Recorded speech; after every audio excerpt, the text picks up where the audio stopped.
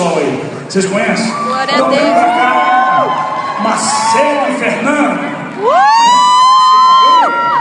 Isso aqui é esquerda, né? Glória a Deus. Amém. Tá dando um exemplo pro povo. Vamos cantar? Solta o som, meu filho. Deixa Deus usar vocês, viu? Quer dizer que vocês são fãs do Jonas Vilar faz tempo. Tá bom.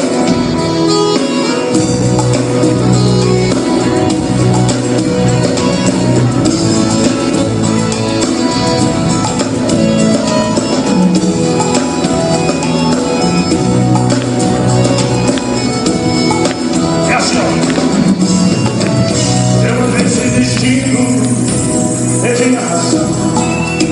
Na estrada da vida, fui na contramão, mergulhei de cabeça num abismo sem fim.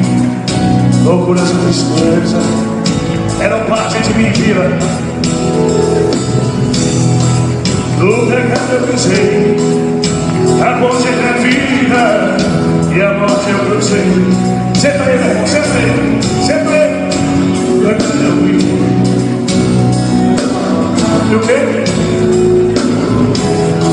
Marcelo Fernando, é isso aí. Das garras da morte o Senhor me arrancou e mostrou a verdade. Acordei de um pesadelo, voltei a viver. Eu hoje estou bem, mas já esse final. Sou dia de sol, mas já fui februar. Fui mágoa deriva, fui noite sem lua, verão sem calor. Hoje eu sou verdade.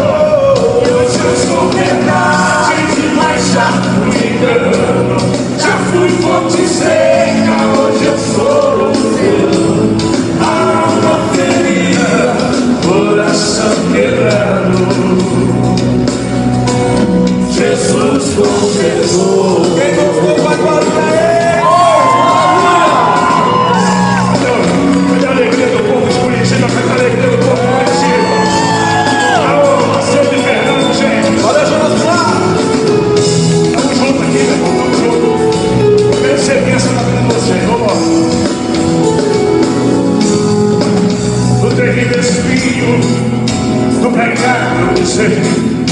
A ponte entre a vida e a morte eu cruzei. E aí?